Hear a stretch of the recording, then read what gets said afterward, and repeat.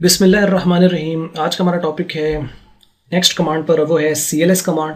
CLS mean clear screen. ये actual में abbreviation है क्लियर स्क्रीन का, कि स्क्रीन के ऊपर आप जो भी टाइप कर रहे हो, ये जो पहले से जो भी शो हो रहा है टेक्स्ट की फॉर्म में होगा या वो ग्राफिक्स की फॉर्म में होगा, तो अगर आप उसको स्क्रीन को क्लियर करना चाहते हो तो ये उसको वहाँ से आपको जो स्क्रीन है उस पर जो कंटेंट आ रहा होगा उसको वो क्लियर कर देगा। एक चीज़ यहाँ पे आपने जो है वो याद रखनी है कि जो स्क्रीन से क्लियर होता है उसका ये हरगिज़ मतलब नहीं है कि वो मेमोरी से भी लॉस्ट हो जाता है। मेमोरी मतलब रैम।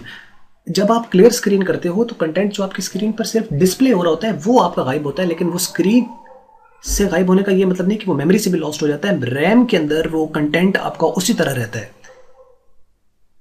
तो मतलब अगर आपने क्लियर स्क्रीन कर दिया है तो आप अगर उसको डेटा को दोबारा लाना चाहो तो आप उसको लिस्ट कमांड के जरिए से दोबारा डिस्प्ले कर सकते हो जो करंट मेमोरी में होगा। तो इसका मतलब अगर वो मेमोरी से लॉस्ट हो जाता तो इसको मतलब फिर उसको दोबारा नहीं लाया जा सकता। तो ये बात आपने याद रखनी है कि क्लियर स्क्रीन जो है वो सिर्फ आपका डिस्प्ले जो है वो रिमूव करती है, डेटा आपका उसी तरह मेमोरी में मौजूद रहता है जब तक आप अपने GWC के प्रोग्राम को बंद नहीं कर देते।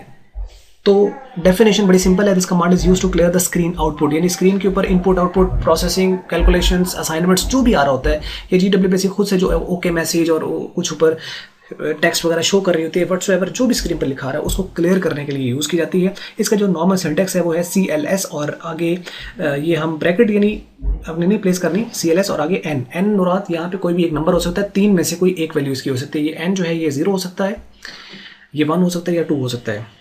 ये ऑप्शनल पैरामीटर है, यानी अगर आप खाली CLS लिखें तब भी ये वही काम करेगी कि स्क्रीन के ऊपर जो भी आउटपुट आपका आ रहा होगा, वो चाहे टेक्स्ट होगा या चाहे वो ग्राफिक्स होगा, वो सारा रिमूव हो जाएगा। लेकिन आप इसको किसी नंबर के साथ भी यूज़ कर सकते हो। CLS अगर आप 0 करते हैं तो वो कहता है कि this will clear both text and graphics. Graphics यानी कोई स्टार बना हुआ है, कोई आपका कोई सर्कल बना हुआ है या व्हाट्सएवर लाइक इस तरह के कोई शेप्स वगैरह जो कि हम ग्राफिक्स चैप्टर में डिस्कस करें कैसे उनको जनरेट करते हैं, उनको रिमूव करने के लिए आप ये यूज़ करते हो CLS 0।